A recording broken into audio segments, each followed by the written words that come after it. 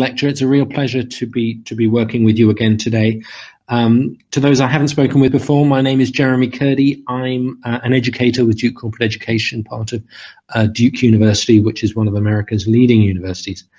I bring 30 years commercial experience focusing on business innovation, leadership, and marketing. So that's me. But I did just want to start today's session, our time together, by sharing a few thoughts on the situation we find ourselves in at the moment, the challenges we all face during this global pandemic. I'm speaking to you from my home and office, actually about 20 miles south of London, here in the UK. And I did just want to start by saying, firstly, that I hope you and your family and loved ones are doing well, you're safe and well, and taking good care.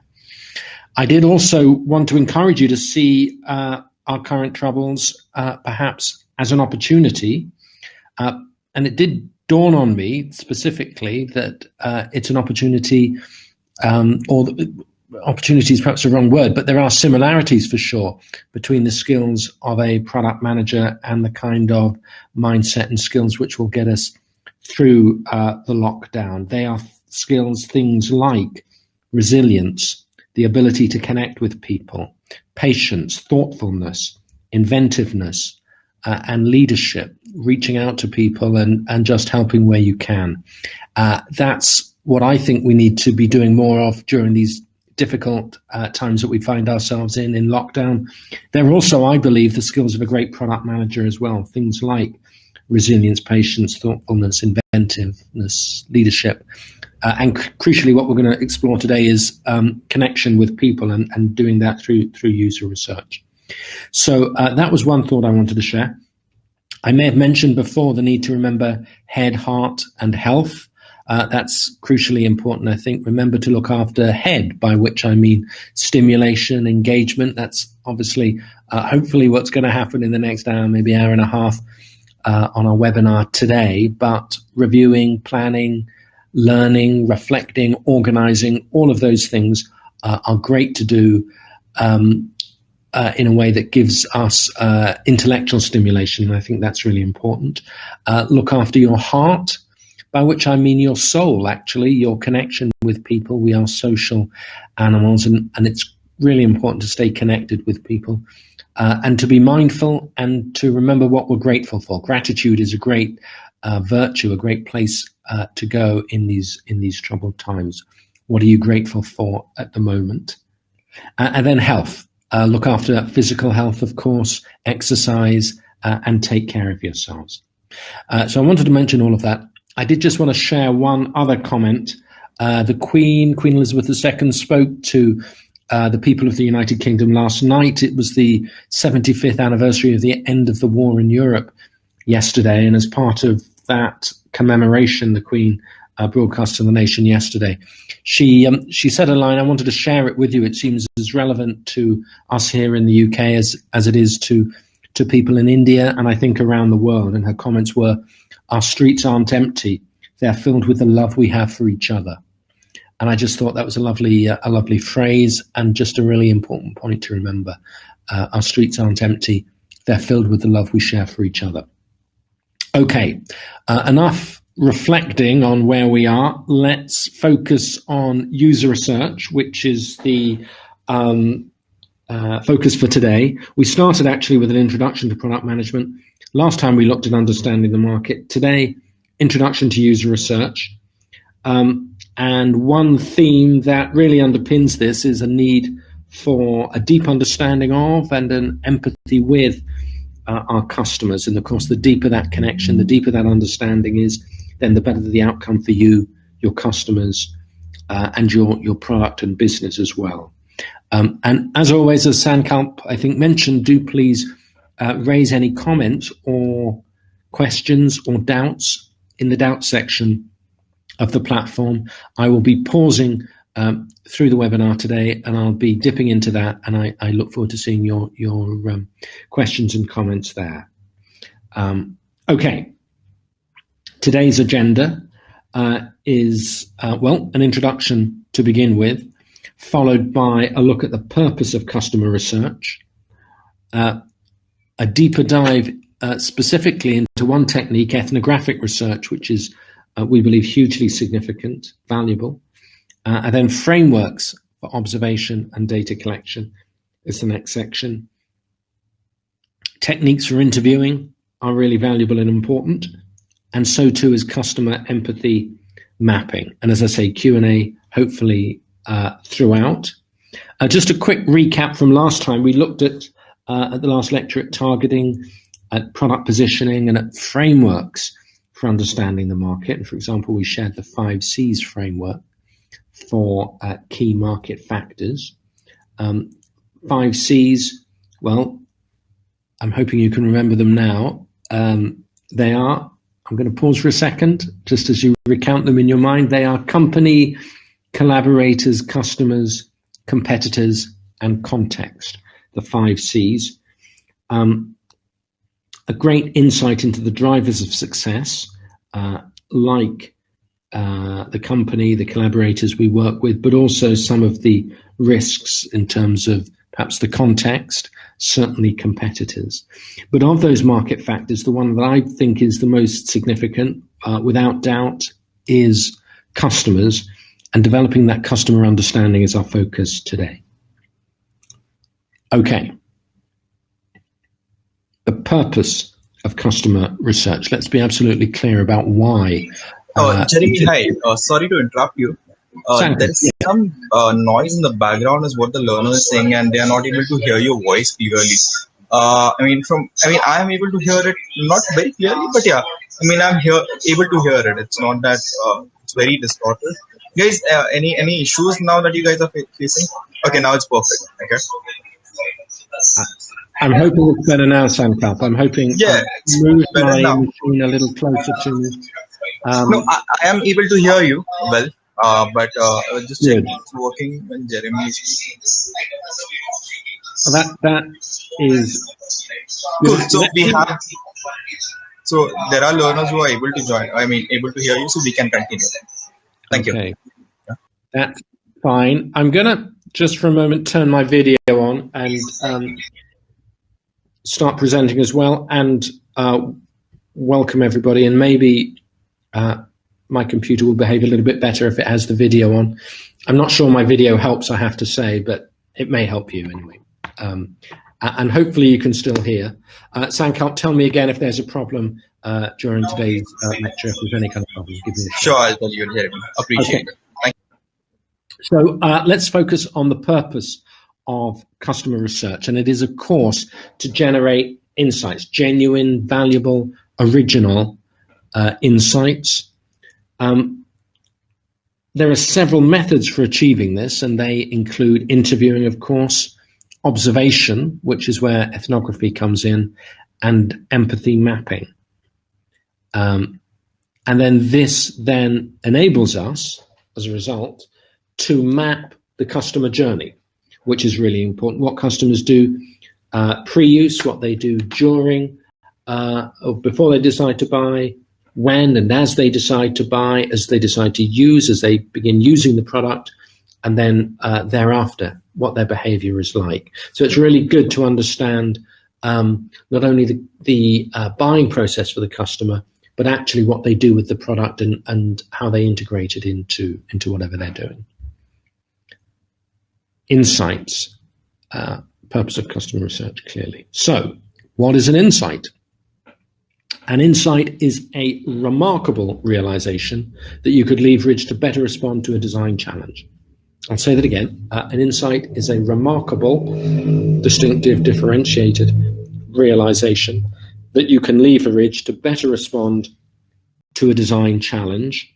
It comprises a point of view, that is to say, a generally acceptable rationale. Most useful are those non-obvious or surprising insights. Insights often grow. They can build on each other, and they can grow from contradictions between different user attributes. Or insights can spring from asking yourself, why? Why are they doing that? Why is it like that?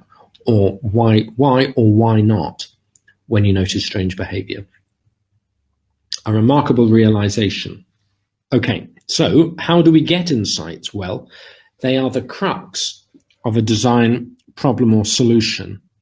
And they come from a number of places. Firstly, starting with observation. It's a great place to gather insights, and any form of data gathering is valuable. Reflect or on the spot, so you can immediately, and often a lot of what we call light bulb moments or insights come from a sudden realization that there's an issue or a design problem or solution waiting to be addressed. And then why qualitative data? Well, the answer is, why qualitative data? Why do we need quality? And just to make sure we understand, quantitative data from surveys where we have a large quantity of data, whereas an insight is qualitative in that it tends to be deeper and provide us with a deeper insight. So why is qualitative data? And that's the answer, because insights are deeper, they're more intricate, with connections highlighted and explored, and they're more likely qualitative data and insights that spring from that are much more likely to be revealing as a result. I want to share with you just a really valuable tool. If you know of ethnographic research already, it's a little tricky to say. If you know of ethnographic research already, it's really valuable.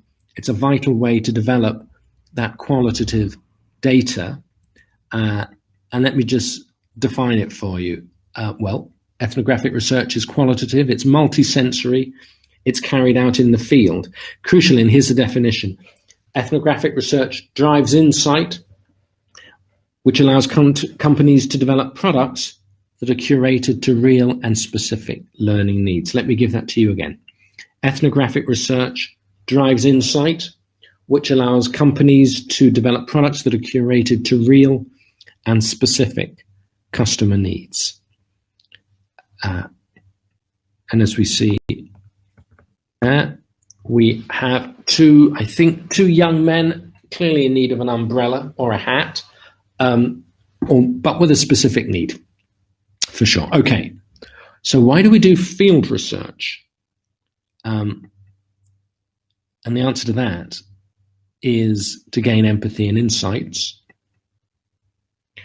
And because ethnographic research enables us, field research, and they're interchangeable. So ethnographic research is actually field research, takes place in the field, but it allows us to develop empathy.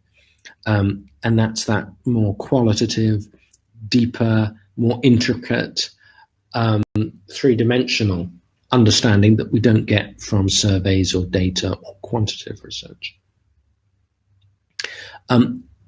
And why do field research? Well, it enables us to better walk in the customer's shoes. That's what we mean by empathy, being able to walk in the shoes of others, in this case, current or potential customers. Okay, I want to recall the role of field research and the value of field research. And remember the design process developed by Tim Brown. And there's a number of elements in the design process. Field research enables us to inspire, to ideate, and to implement. So inspire means going out into the field, gathering data, and then as a result being inspired by that situation we've had, that experience we've had in the field, to generate an insight. So we get inspiration from it, and we get the ability to ideate, to be creative, to generate ideas, and crucially to prototype then, to think, okay, well, given those things I've seen, those people, that situation, that context, what are the creative ideas or prototypes or tangible or possibly intangible deliverables that we need to productize and develop, and then implement. And that's the third stage of the design process. How do we move towards realization? How do we actually affect their lives? There's a crucial element, of course, in implementation. It comes up throughout our lectures, which is the need to execute, the need to sweat the details and deliver. So inspiration is good. It's a great starting point. Ideation, the process of thinking things through, building, prototyping, testing, that's fabulous too. That kind of makes us really engage in a deep and meaningful way with the issue. But none of that matters if we can't execute, if we can't take it forward and deliver. And that's the element of implementation there. And in data terms, the design process looks like this: three stages in essence, and it's an overview really of how data is used, how it flows when designing something, for example, a new product or a new process. At the top, we have observation, but also interviews, two methods of data collection. We have the object of the study, what we're studying, and that's at the core. That might be the user and their situation. And then we have the data characteristics. These are the methods applied, the methods which we apply, which produce data on how a customer or an individual, their actions, their behavior, what they're doing, what they're using, their needs, their pain points, preferences, aspirations, lifestyles, all of those things. And then this then leads into insights into how the user behaves, for example, why they do things the way they do, when they do them, how they do them. And these then, of course, those user actions, behaviors, needs, pain points, lead to the insights. Why, what, how, then back into the design interventions, this ideation thing, so that we can address the user and their situation. So this is the design process, perhaps set out in data terms. So crucial then to this are the two modes of gathering data: interviews, which address the complexity of reasoning. These are why things happen, or the what is happening. And then the types of interview, which are structured or semi-structured and can be open.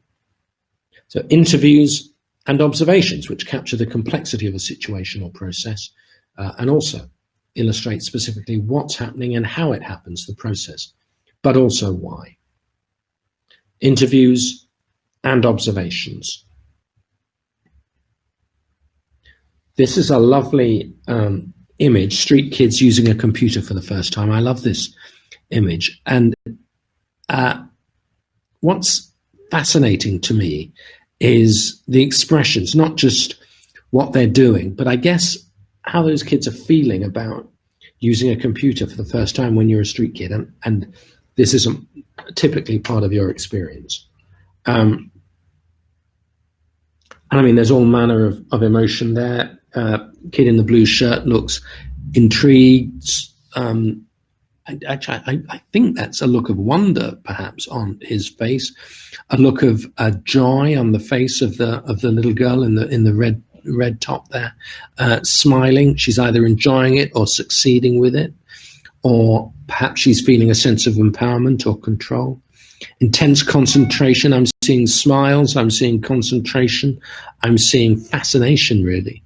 But that's only part of it. Part of it is also what they're doing as well, and how they're doing it. So if we were to observe in the field a situation like, for example, street kids using a computer for the first time, how would we do that? Notebooks. I mean, I have an iPad and an Apple Pencil, but notebooks are great as well. Whatever you want to use, whatever tablet or way of taking notes is fine. But the key is to have observations on one side, things that you want to document that you have observed. Crucially, with observations, attempt to avoid interpretation or speculation. Just tell the facts. Just what are you observing on one side. On the other side, then, allow yourself to interpret and perhaps pose questions and perhaps raise theories of behavior, why people are doing things.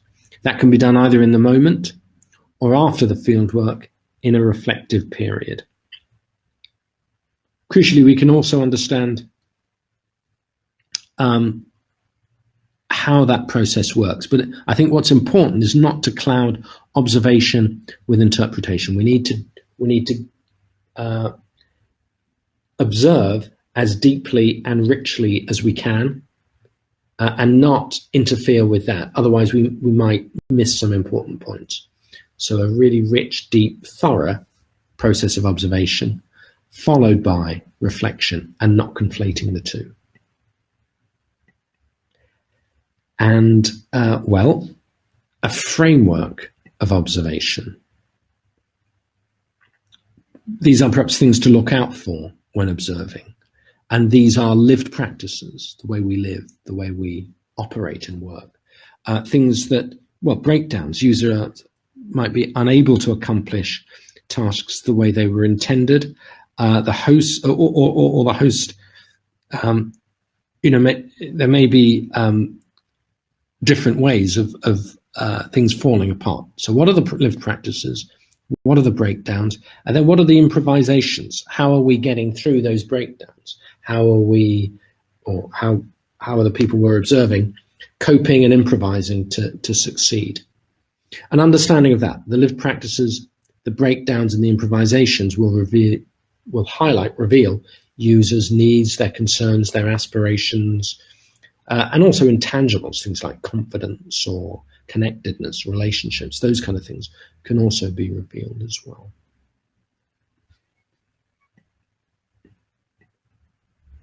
Lived practices. So what do we mean by each of those? Lived practices. Practices that become ways of getting things done as a part of a normal life activity. So how does a well-off family entertain for dinner might be an example of a lived practice that we're keen to explore.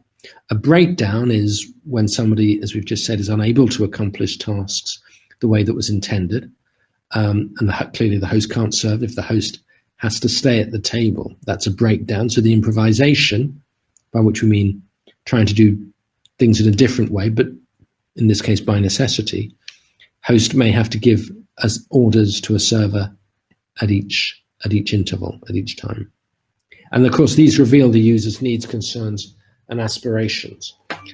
They highlight what the jobs that users need to do and their aspirations as well. And so in our example, the host ensures that the server is well trained.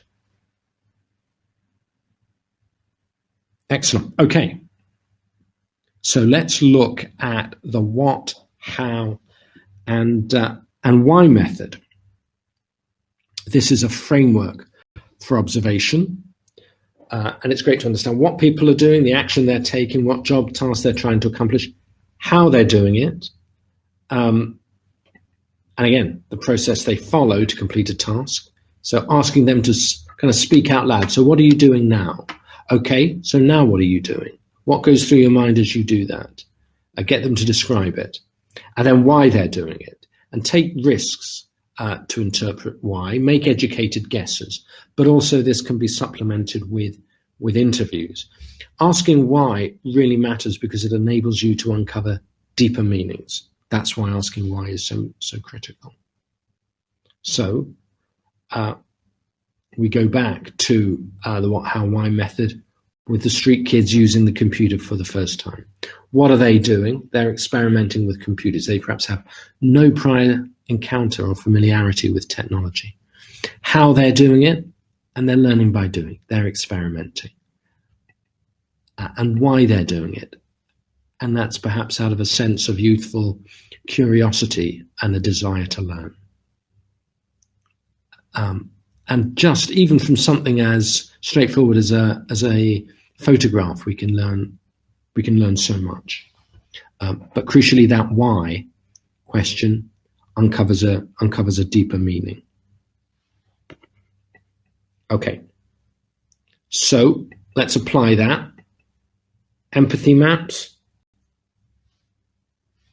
and customer journeys. These are two frameworks for collecting data. Before we dig into that, I do just want to make sure that we understand what we've been talking about so far with ethnographic research.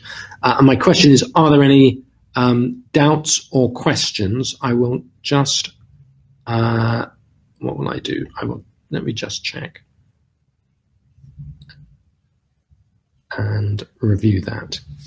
Okay, good. We do have a few. Hi. This is from Machito. Okay, thank you. I'm working on the product artifacts assignment. I have doubt related to persona elements. Can you, the motivation elements of the persona with an example? How is motivation elements different from goals, expectations of the persona? That is a great question. We're going to come on to personas in a few moments. If it's okay, I'd like to take that question a little bit later. Just a word on personas. A persona is when you attribute a person or attributes to a particular group.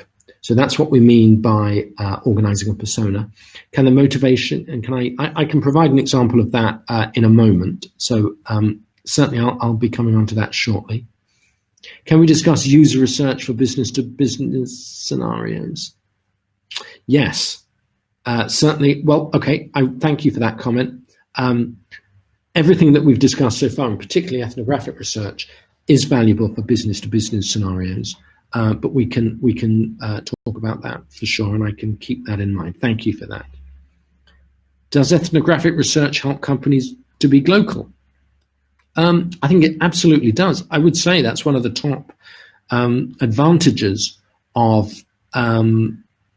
ethnographic research is that it enables us to understand, specifically in this market. I mean, the example would be IKEA, Swedish furniture company, when they first went to enter the US market. They found that their drawers were completely the wrong shape for the US market, because in Scandinavia, drawers have to be big and deep to enable you to put away your big, thick, woolly Swedish Scandinavian pullovers. In America, apparently they don't have such things, or they don't need them so often. So if you're in California trying to sell Swedish furniture with deep drawers for heavy, thick pullovers, it doesn't work so well. So what they realized was, in future, when IKEA go into a new market, they need to really understand the nature of that market, what people look for in that market. So they may both, in Sweden and the United States, they're looking for chests of drawers, places to put their clothes. But there are important differences in each market, which you would only get through something like ethnographic research. But that is how you can develop as a global business, perhaps. Taking interview to gather insights comes under field research. I wouldn't. Well, it can do. It can do. If you're heading out, I would say yes, absolutely, and certainly it can relate to ethnographic research as well, exploring things that we've seen. Is field research a good option for seed and bootstrapped companies who have less resources and limited financial resources? Is field research a good option? Well, again, it depends on the context and the product. Is it a good option? I would argue that it's an essential option. I would argue that understanding the what, why, and how of your customers using a product is essential, and it doesn't have to be expensive. But equally, you can't neglect it. You cannot neglect user research, and that's why it's such an important part of our program.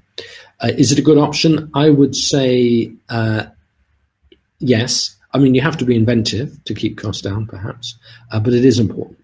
Observation is really important. Would you consider a product like Segway a failure at the user research stage? That's interesting. I'm familiar with the Segway, but I'm not familiar with its development path. Possibly. I mean, I think when it came out, as I recall, there was some confusion about exactly who was going to buy it. That shouldn't happen. People should know exactly who's going to buy it, the segment, and the why, what, how that they're going to use it. And I think with the Segway, perhaps that didn't happen. It was a product in search of a market, as I recall. So I think that is a risk. Just coming up with a way of traveling around and thinking, well, heck, it's a wonderful invention. It's really ingenious. Why wouldn't the world want to buy this? That's not enough.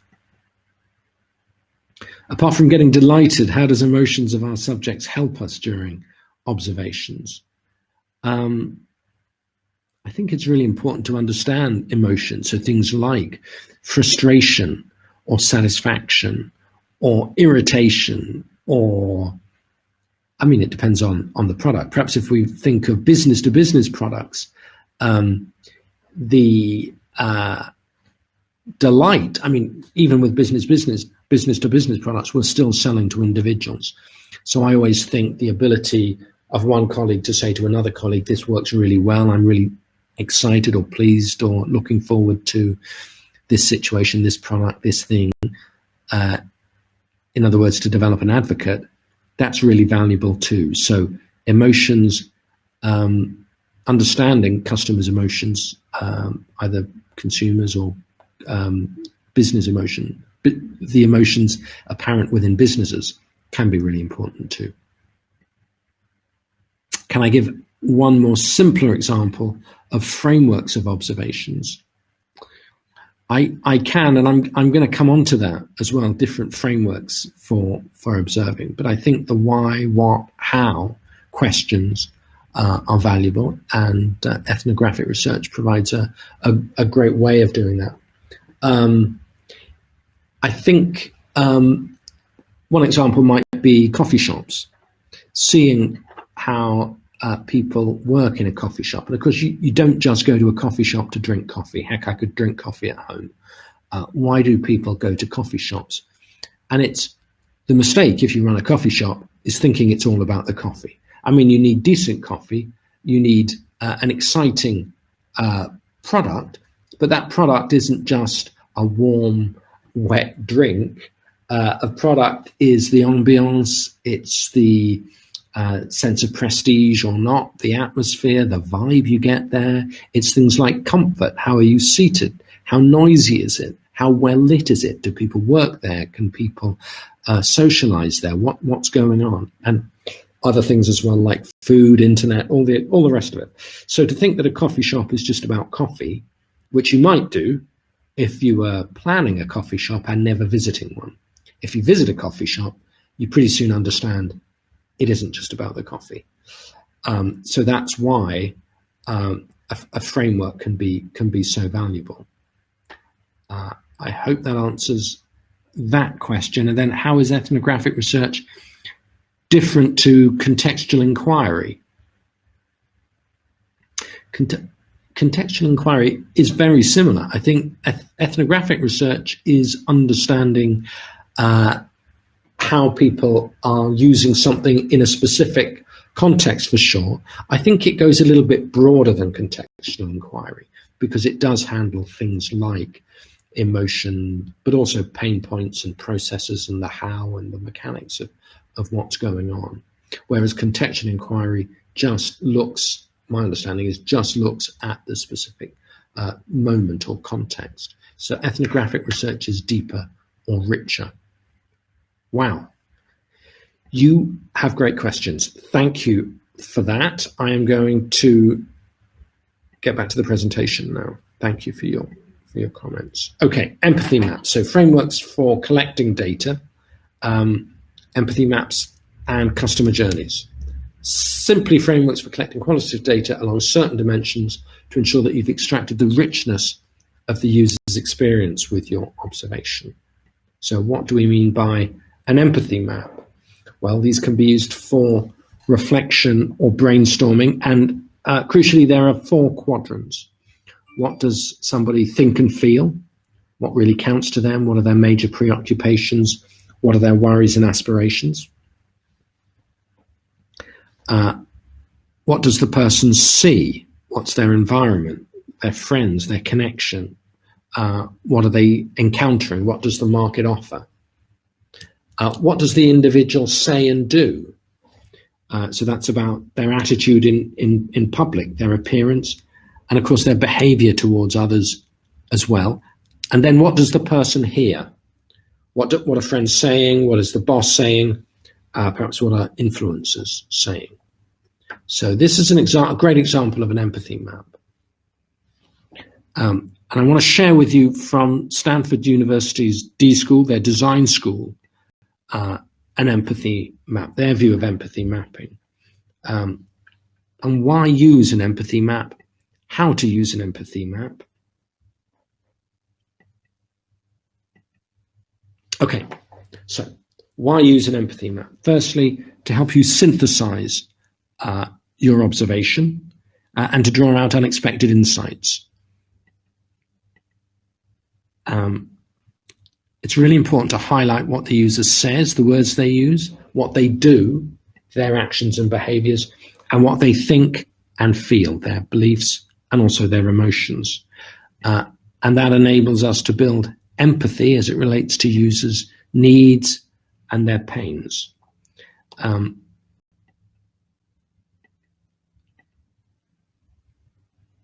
So we need empathy, the say, the do, the think, the feel, understanding all of that, and the context of how it relates to a user's needs and pains. And just an empathy map is a fabulous tool for doing that. Let me share with you an example of how an empathy map starts out. The first stage is unpacking. So how do we create an empathy map? Let's just go back to show you what that looks like. So this is what we're trying to come up with, an empathy map with 4 quadrants. The first one is to unpack. And what we do there is, as I say, lay out a quadrant on a piece of paper or a whiteboard, and then crucially populate that map by taking a note, as we're observing, of our notes. So let's look at some of the quotes. What did people say? What were some of the defining words? Language is really important here. If people use kind of the language of anger or frustration, then that can give us a clue about how they think and feel as well.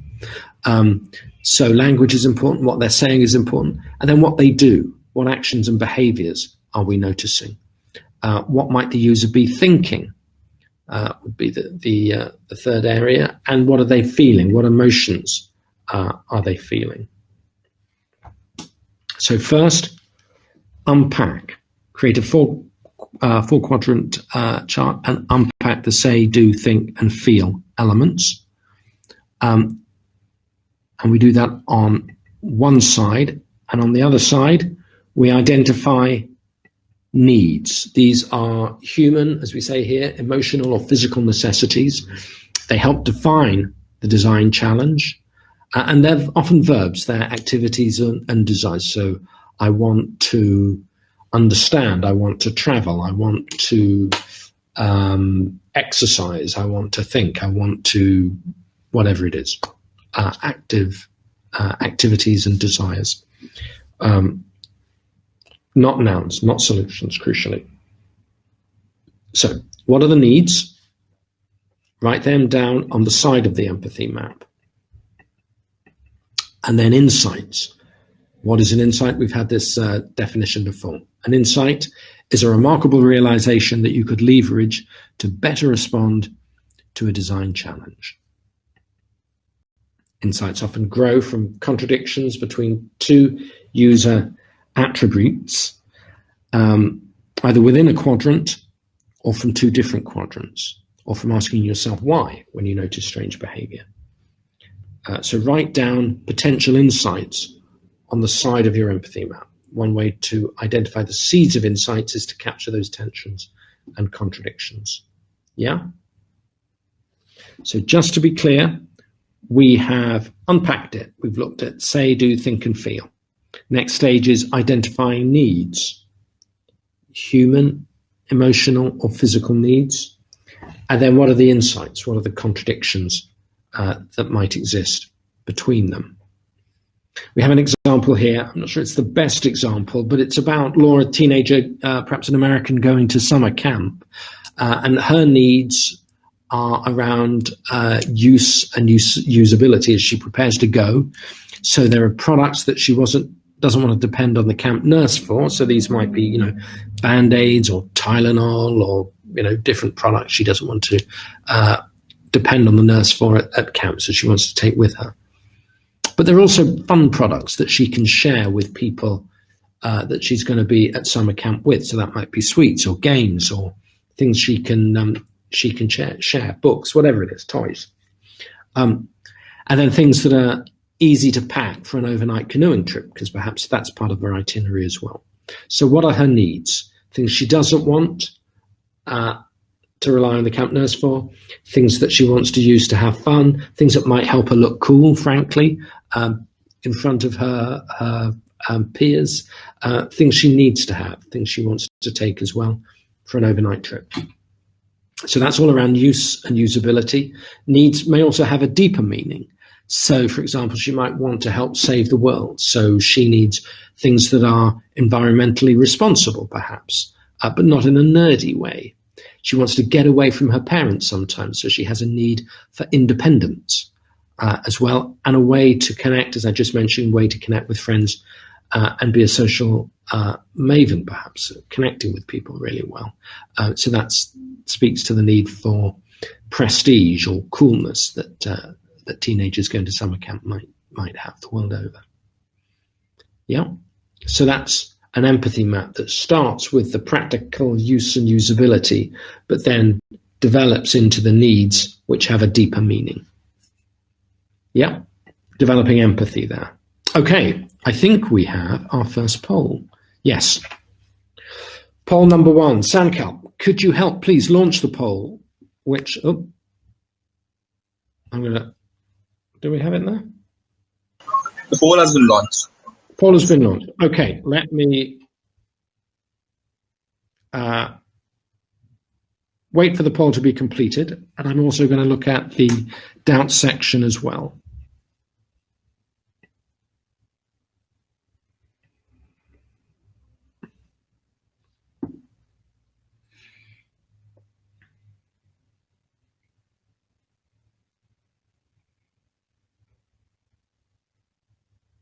Now, I'm really encouraged to see this. 78 participants. Is the above statement true or false? Ethnographic research drives insight, which allows companies to develop products that are curated to real and specific consumer needs. Is the above statement true or false? Closing the poll in the next 10 seconds. And I encourage you to think of our polls as an Australian election. Everybody has to vote. So do please go ahead. True or false? Yes. Excellent. It is true. It is absolutely true. Ethnographic research drives insights, which allows companies to develop products that are curated to real and specific customer needs. That's really important. And something to that earlier point about the segue, I don't know that there was a real and specific customer need, and that's perhaps what was missing from that. Okay, a quick dip into your questions. Think and feel elements are really difficult to differentiate. They are.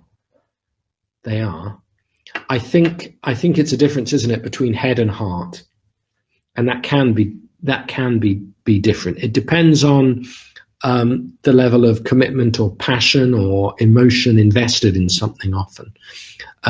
Thinking is quite dispassionate, is quite objective often, whereas feeling is much more emotional. But yes, they can be difficult. I would agree with that, absolutely.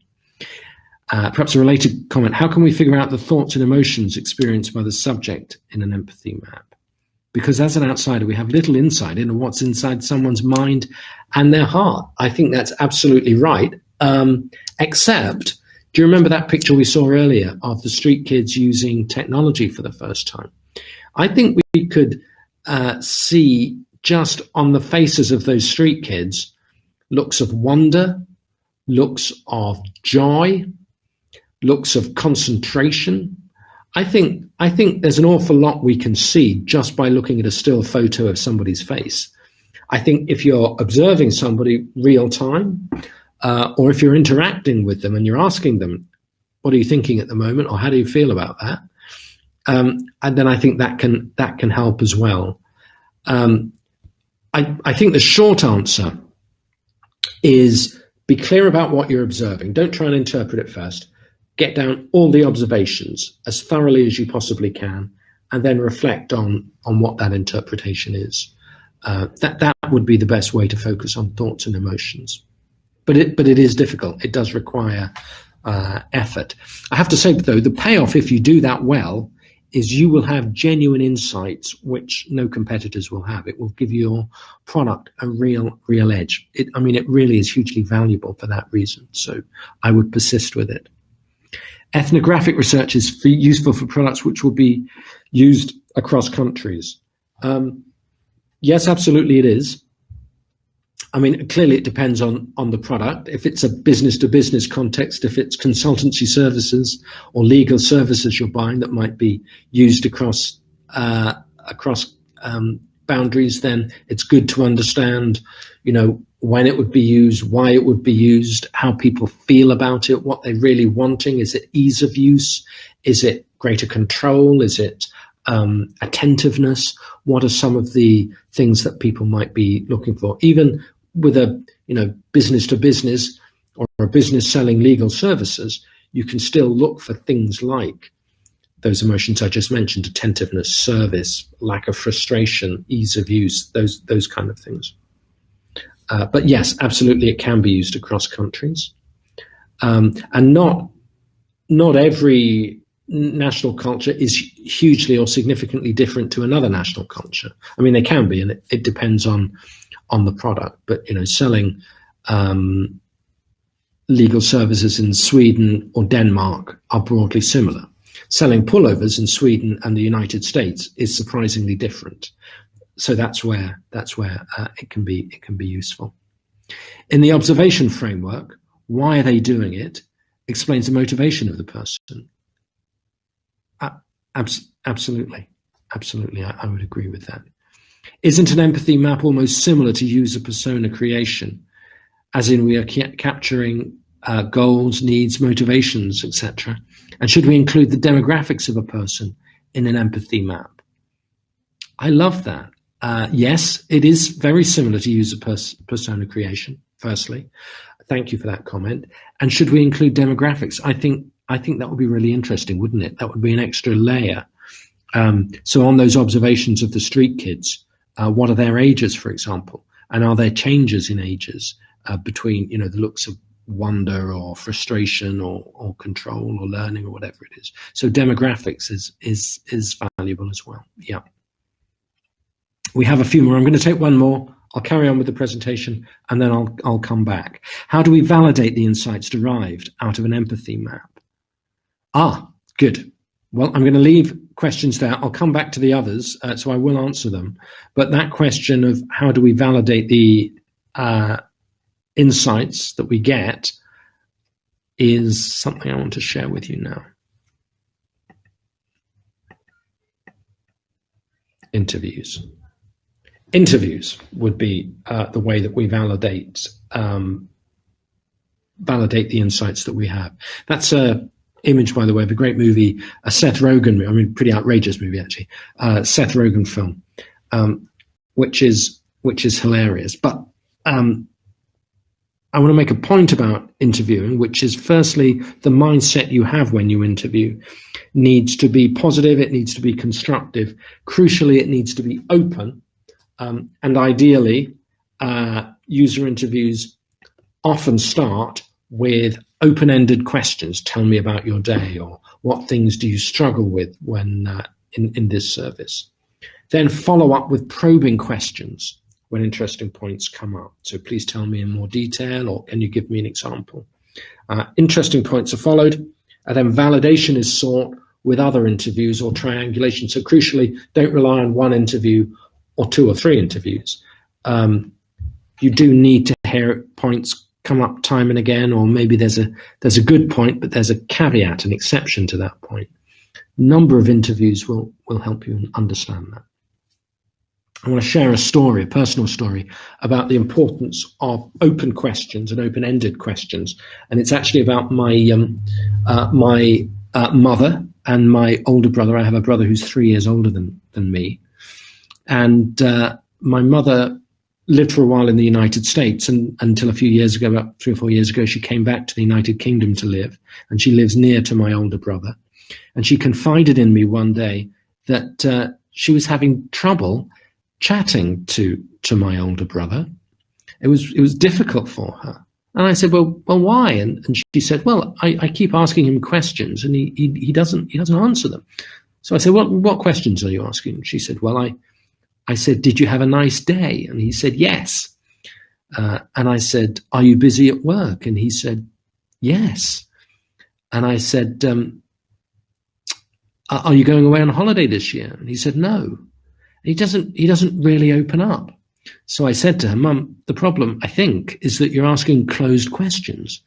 I mean, I think there are other things going on there as well, but you're asking closed questions. You need to ask open questions. So I gave her an example of an open question. Tell me about your day. So anyway, the next time she sees him, she says, right, how are you getting on with your course? He was studying a course. And he looked over at her and he said, fine. And so even with open-ended questions, you can still encounter difficulties if the person answering the question doesn't have the right mindset. What I did to my brother, I took him to one side afterwards and I explained, he laughed actually when I explained that he was being particularly difficult and he needed to open up a little bit more. And we had a laugh about it. But it illustrates the point that not only does the questioner need to be asking open questions, but the person you're asking those questions to needs to want to engage with it. You can't interview someone that doesn't want to be engaged, and they need to be in the right kind of headspace. They need to give you those answers that they need to accept that not only are they going to give you full answers, perhaps, but they're also going to let you probe and explore and discuss things with them. Okay. So interviewer behavior. Record important data as quotes. The interviewee's own words are very powerful and they appeal to clients. Have a positive attitude, both you and the person you're interviewing, unlike my brother, for example. Be open-minded, show your interest and curiosity.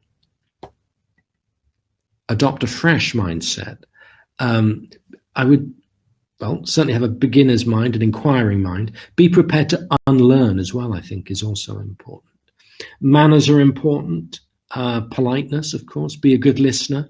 Abide by confidentiality. That's important, that you gain trust.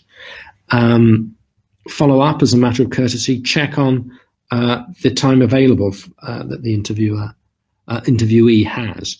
And of course, plan. Prepare and research your interviewee, prepare initial questions, and then use them as a starting point.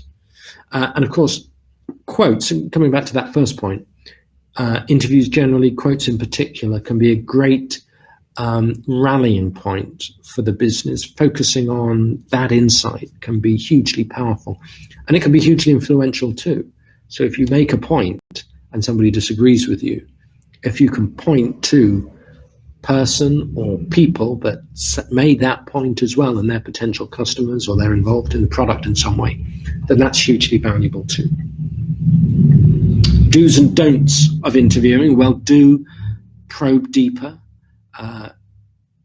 Interesting answers can arise the deeper you go. So tell me more about, for example, is it an example of a probe.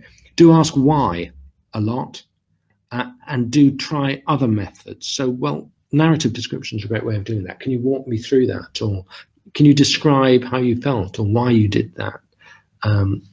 So probing, asking why, and then other methods like narrative descriptions are great techniques. Things to avoid are jumping to solutions, proposing solutions, or asking leading questions. The problem with that is, of course, that they are anchoring. They can, if you ask a leading question, they can fix the answer around the leading question rather than roaming or covering a more informative issue. So, for example, a confirming question is, would you buy this solution? And that isn't appropriate. You're trying to learn. You're not at this stage trying to sell. Get facts, not opinions. Don't use would you, but instead say something like, tell me the last time you did this. So not would you, not an opinion, but a fact. That's what you're looking for. Crucial. Okay. Examples of semi-structured questions and probes. So, I'm not going to go through all these examples, but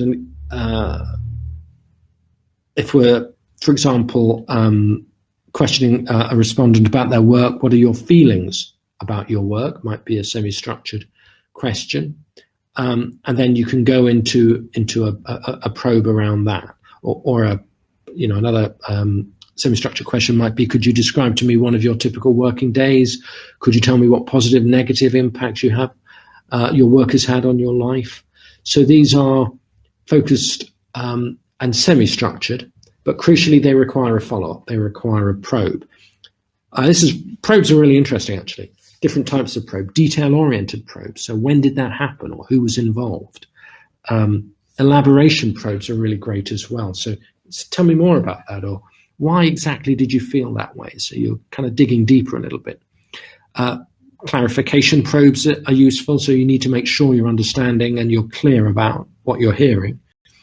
Don't be afraid of silence, the silent probe, remaining silent and waiting for the participant to continue. Maybe with a nod, or the next one, which is an aha. Yeah, sort of encouraging the participant to continue. And then the echo probe, which is simply repeating the last thing the participant said and asking them to continue. So that kind of helps develop momentum, or particularly if there's a process that's being described, it kind of sustains the thread, sustains momentum through that. So semi-structured questions with really great probing. Pick up on the last thing the person said, or if you watch great interviewers, the language that's being used, they pick up on really well as well. Okay, related tools, the 5 whys. These are related to cause analysis. So great example here is the person that's on their way home from work and their car stops. Here are the whys. Why did your car stop? Because it ran out of gas. Why did it run out of gas? The second why. Because I didn't buy any gas on my way to work. The next why. Third one. Why didn't you buy any gas then this morning? Because I didn't have any money. The fourth why. Why didn't you have any money? Because I lost it all night, or I lost it all last night in a poker game. So we are moving from somebody whose car stopped and broke down to getting deeper into the fact that the car ran out of gas, they don't have any money, and actually the cause was they lost all their money last night in a poker game. That wouldn't be immediately apparent from simply looking at a broken down car. It does require root cause analysis, and root cause analysis requires persistent why questions. Persistent why questions. Okay, I hope that makes sense. Some differences now between the measures, between the different methods of user research. Observations have a high degree of process, as we say here, and they explore users' unconscious needs, the what, sometimes the why, and they have user interactions in context, in a natural environment. They have a broader, a wider scope. For me, actually, crucially, it's about unconscious needs, the what and sometimes the why. That's observation. Interviews are clearly a way of validating or digging deeper, broader questions that enable us to cast a wide net, perhaps with narrower probing, but they can also get to user motivations, crucially, what and why. And surveys, narrowly restricted to a particular specific set of answers and questions. They're good for validation. One answer set is defined, once the answer set is defined. They're good for validation. They're also good for volume as well. So if you want to get a large number of people engaged in the research, surveys are really valuable for that too. And focus groups are often limited to the product type that is being discussed. They can be opened up to broader questioning, but the risk there is groupthink. And also, unlike surveys, they are clearly a much narrower, as the name suggests, much more narrowly focused group. Okay, there are some differences between the methods. Ethnographic observation is natural, can be built on with interviews. And focus groups have group divergence and consensus. Surveys provide numerical validation as well. So it really does depend on the question, are you looking for scope, in which case surveys is great, or are you looking for depth, in which case ethnography, focus groups, interviews are good as well. What I like about ethnographic observation, another reason to like it, is it gives you a little bit of both. It can give you the scope, but also the depth as well. It can be very, very rich. Sampling issues and best practice ethnographic research. Well, how can we make sure that our user research is as effective as it needs to be? And there are several rules for that. Firstly, important, I think, to select sites to conduct observations that correspond to and expand on your specific interests. So they have to be relevant. Select sites that are relevant. So if choosing cafes, you might decide on whether to choose interesting ones or specific ones around a theme or general ones. In selecting users, helpful as well to stratify them, perhaps to give them those personas that's a subset of field interviews or ethnographic researcher interview. So stratify them or focus on a sample. 3 types: general users, extreme users, and then users in unexpected situations. And these are 3 types of user that we see typically crop up. The general one, the extreme kind of passionate advocate or kind of fan, really passionate fan of a product. They're likely to try it first. And then those in unexpected situations. And then, crucially, best practice suggests validating with similar subjects. So you may have seen and reached conclusions about, potential customers in a certain city or town, in a certain context, at a certain time of year, doing certain things. And it might be repeated around that city, but still at the same time of year. What's interesting is, not what happens in Bangalore in May, but does it also happen in Mumbai in November? Or does it have, do things happen in different places at different times or for different reasons? So really important to validate with similar subjects. Okay. Interview until saturation occurs. Interview until you get the same information repeated. Then you've had saturation. Then you've achieved clarity, essentially. So you've removed all doubt, removed all questions. Okay, defining issues with personas. Select a particular customer segment to focus on. Construct a persona. This can be fictitious. It can be a fictitious customer, but it's based on selected data. And then you can apply an empathy map or other tools to that. You can personify this person by name or demographic. And the purpose of personas, crucially, is to have a representation of a typical user, someone that you keep in mind while designing your product. As you may be aware, I'm a business writer. I've written 27 books now, or co-written. Every book I've written, books on business and leadership, every book I've written, I've always written with 1 or 2 or 3 people in mind. They are the personas. They're not just personas, they're actual people, people I know of. But crucially, they, in my mind at least, have the persona. So I'll be writing a book on coaching, and I will have in mind a number of coaches. And as I write the book, I'll think, what will help John or Sally or this other person? So I have these people in mind the whole time as I write the book. That's why personas are so useful. It's really valuable to guide the way the work you do and the way you're developing things.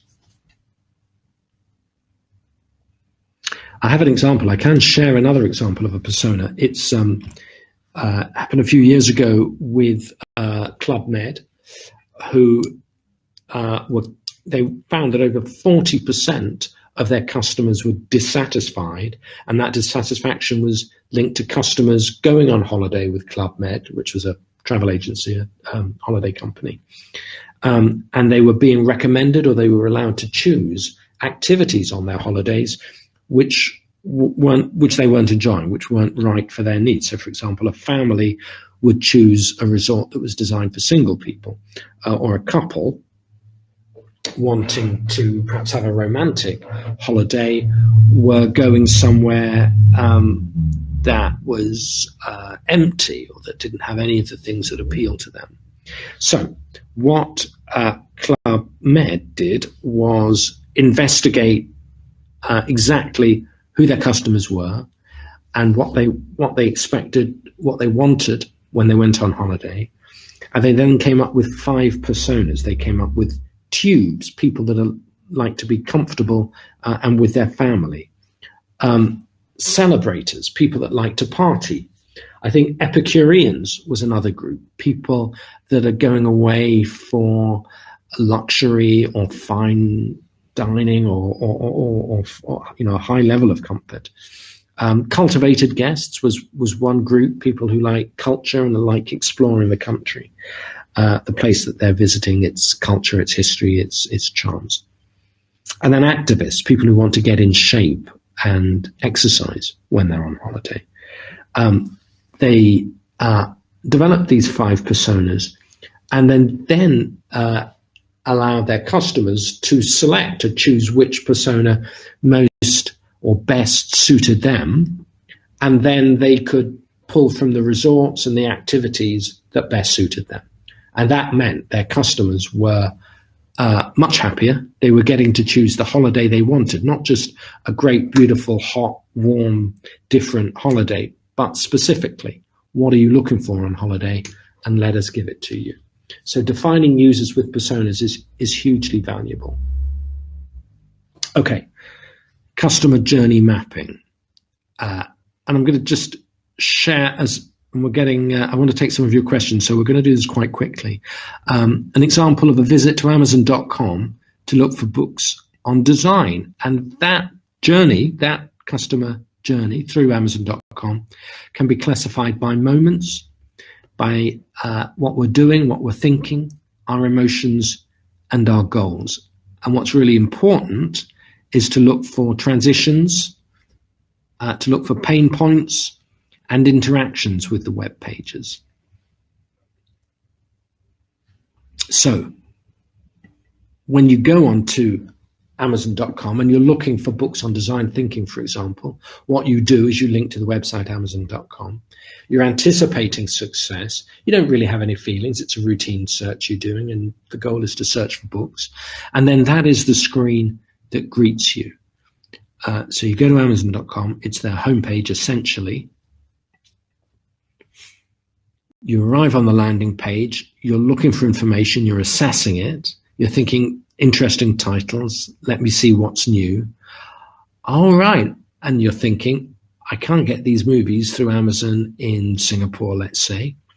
My emotions are interested, but also disappointed. So these look great. And this often happens, doesn't it, with Amazon.com? They're going to sell you things or show things that aren't necessarily available in your jurisdiction. Occasionally, I mean, particularly with things like film and video.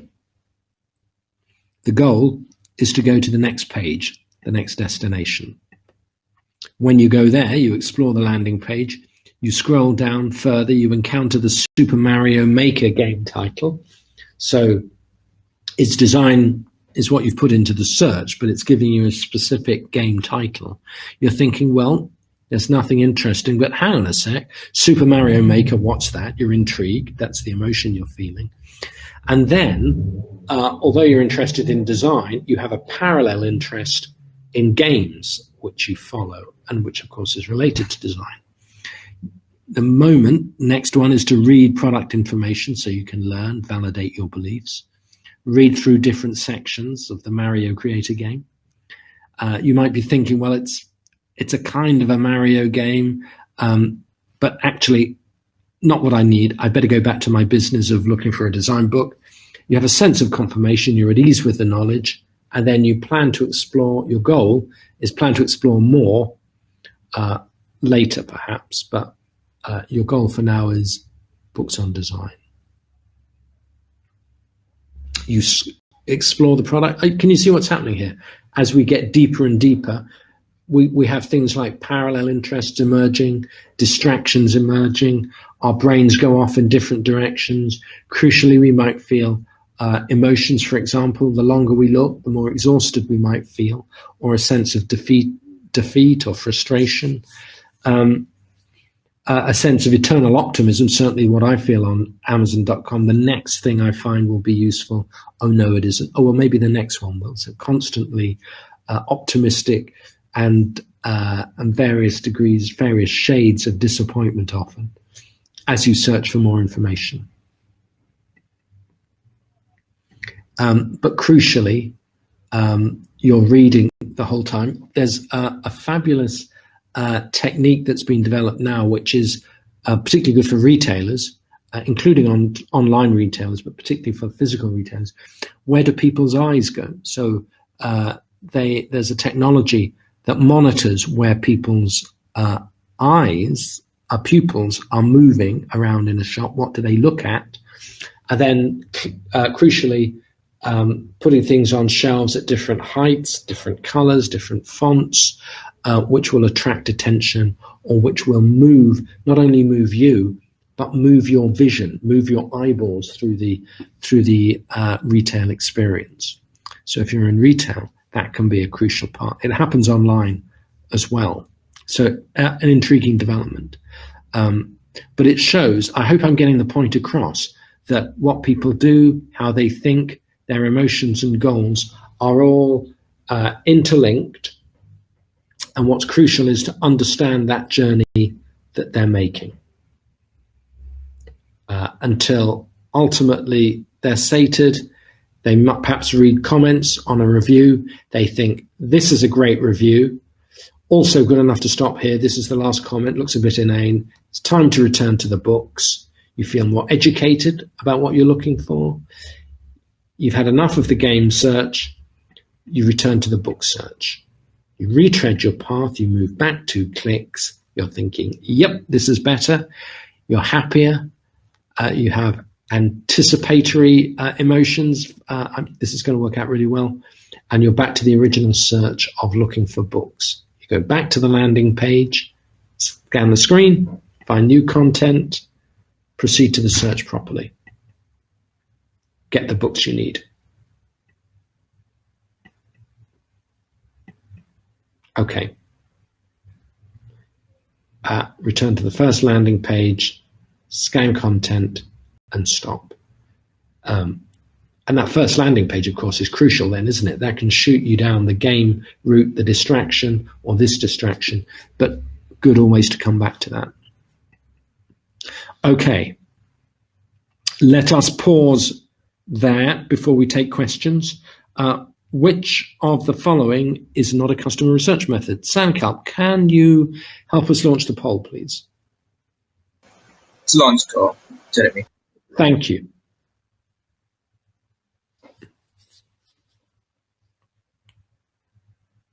Okay, so which of the following is not a customer research method? Empathy mapping, interviewing, ethnographic research, enological research, or none of these? Which is not a customer research method? Empathy mapping, interviewing, ethnographic research, enological research, or none of these? I will be disappointed if you get this wrong.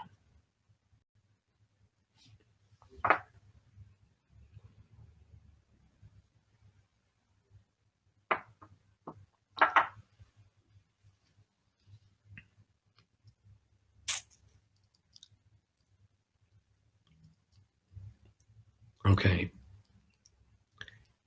Still got a few to go. We're 90% of the way there. Come on, last 10%. Yes, almost.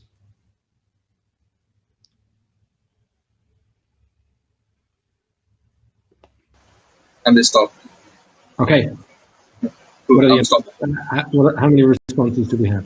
Let's see. Correct, 51. Incorrect, 11. Oh, my goodness. Okay, so the answer is enological research. Let me show you the answer.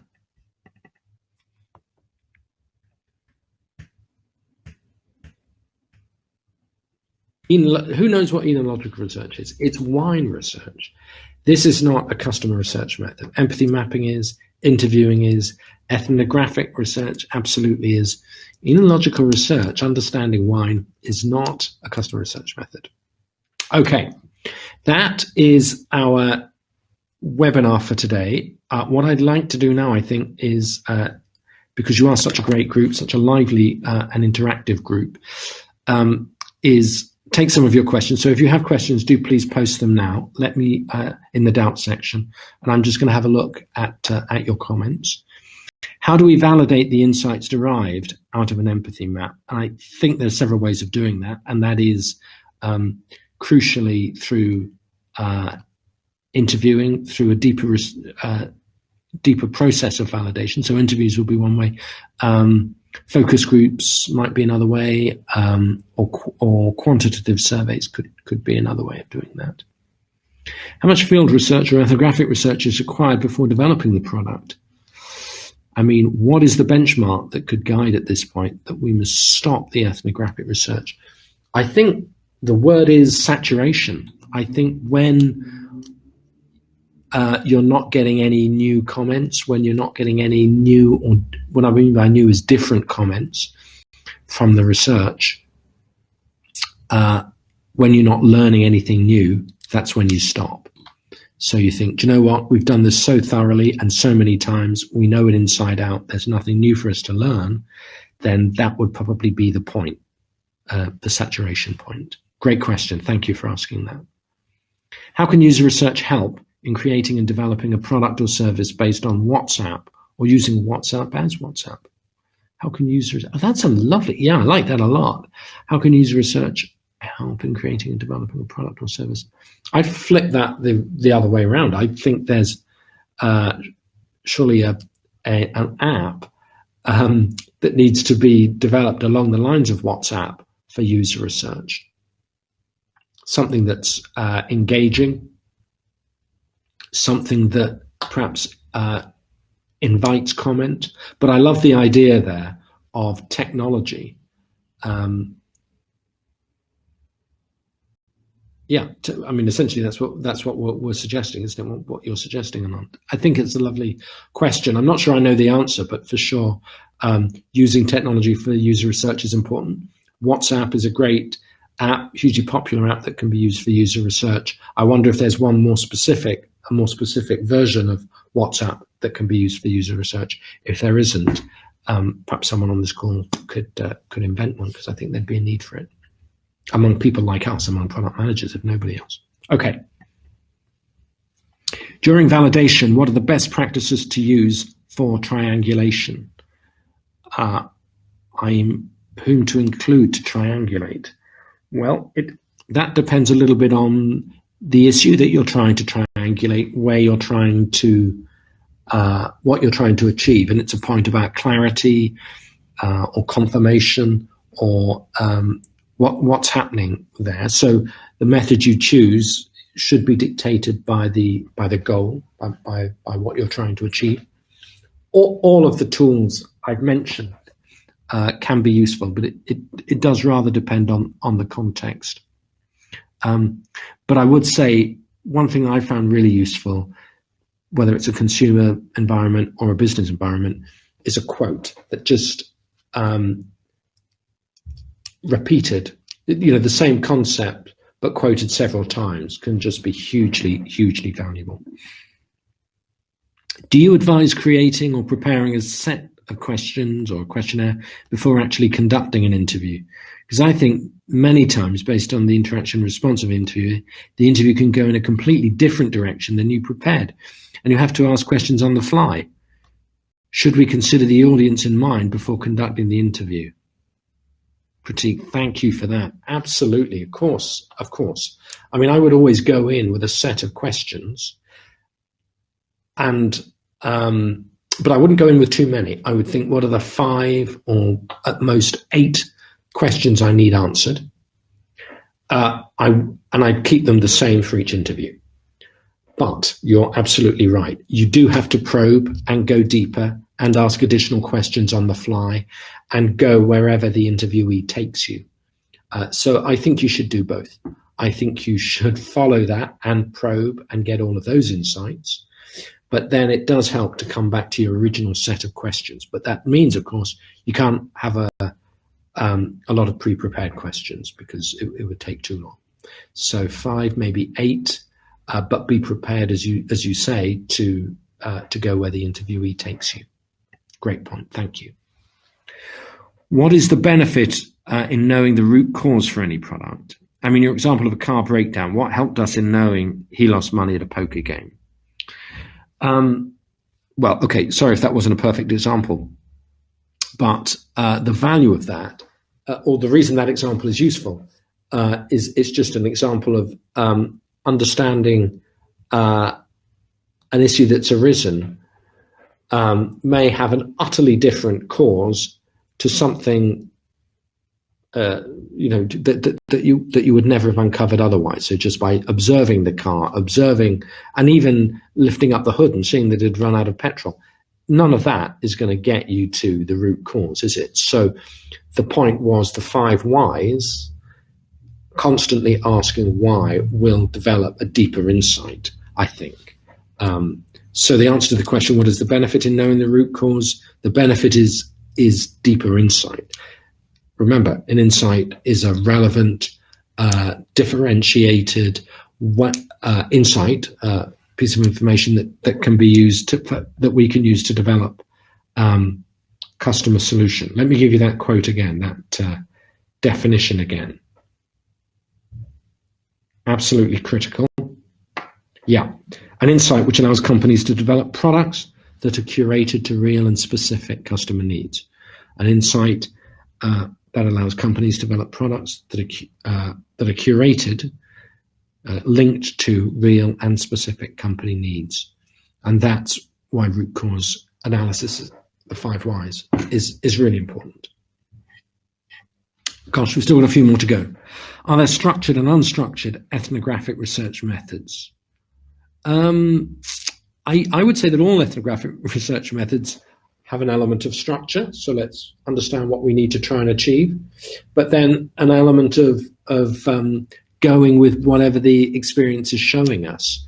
The structure comes from observation and interpretation. You always need that. But within that, those observations will be different. You might take photographs or audio recording or video recording, and then you might interpret them different ways or ask people for comments or interpret in the moment or interpret later more flexibly. So yes, there are structured, both unstructured and structured matters with ethnographic research. With the majority of the world shifting to work from home, what, in your opinion, do you see as the biggest shift in user research methodologies in a post-COVID world? Ashwin, what a fabulous, challenging question that is. Yes. Well, the obvious one has to be use of technology. I think we've kind of taken technology for granted, but it's 2 things. I think in a post-COVID world, technology matters, but we're also learning, as I hopefully mentioned at the start, that human connection matters. So we need to be thoughtful about person. We need to now more than ever, I think, in a post-COVID world, or hopefully approaching a post-COVID world, have empathy more than we've ever had before.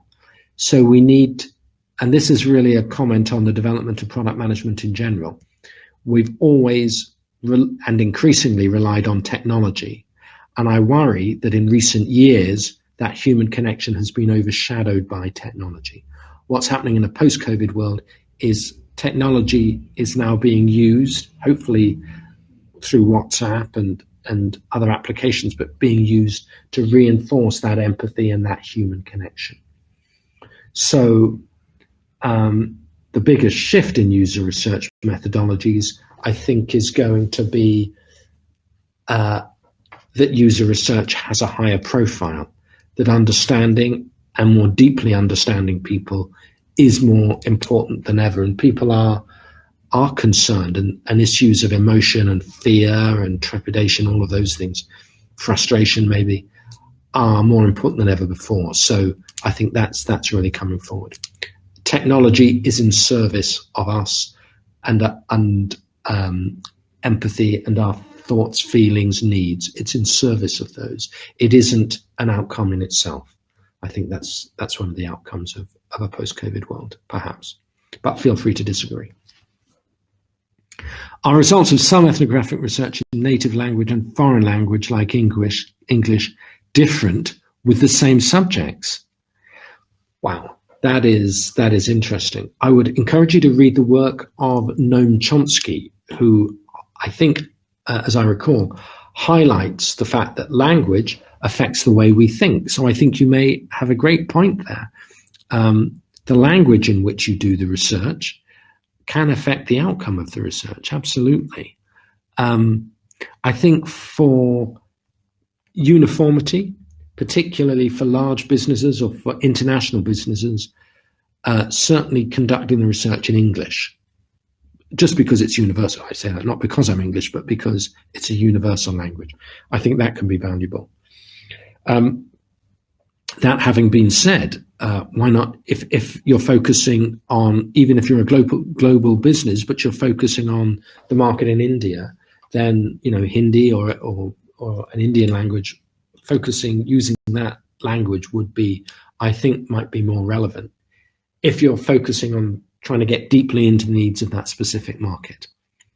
Can we measure emotions in user research? Yes, I think we can. We can ask people how deeply they feel an emotion. And I think it's important that we do that.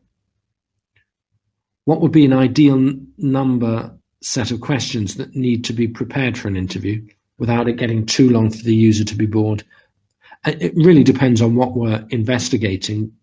I think 5 to 8 is often good.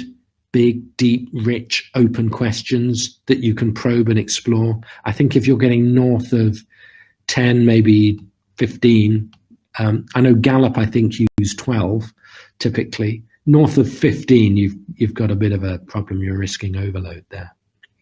A personal preference would be 5 to 8. Please mention the best way to analyze the data from interviews to form the persona. Would it be empathy map? Is that the best way, or is there a better way? I think, yes, an empathy map. I mean, you don't need an empathy map. You can go straight from the interviews to the persona. I think it's really good to map, in empathy maps, what are those needs and pain points, and then start grouping them together into personas. But yes, empathy maps are a good way to do that. And it's said that 15 is the number of interviews that can give you derivable insights. After that, the saturation breaks in. What if the insights gained are mutually exclusive? That is interesting. Does this mean we need to consider more interviews, since we might want to know what all the range of problems that are out there? Well, I think that's really interesting. If there are contradictions, I wouldn't allow a contradiction to stand. You really need to resolve that. So as many interviews as it takes to resolve a contradiction would be the short answer. And yes, it probably does mean you need to consider more interviews there. Thank you. That's a really intelligent comment and a great question as well. Thank you for that. And I would say that all your comments and questions and interactions today have been really, really valuable. I've enjoyed them hugely. I'm going to hand back to Sankalp in a moment. I just want to wish everybody good health. Take care. Take care of yourselves, please. Take care of each other. Look after each other. And until the next time we speak, stay well. And I look forward to speaking again soon. Sankalp, over to you. Hey, thank you so much, Jeremy. And just like always, it has been an interesting session here. And thank you so much for interacting with the learners here. It's always a pleasure for them interacting with you. With that, guys, I've also launched a feedback poll. Please share in your valuable feedback. Any subjective feedback here will be welcome as well. Not only the rating of the session, but also on the platform. If you have any feedback, please share them. Yeah. Thank you so much, Jeremy. I believe all the doubts have been answered that were asked by the learners. Guys, if you have any more questions, please put it up in the discussion forum of your program, and the TA will get it resolved for you. Yep. And thank you so much, Jeremy, once again, and see you next time. Yep. Stay safe. Take care. Thank you. Guys, before you leave, please ensure that you rate the session and then you exit.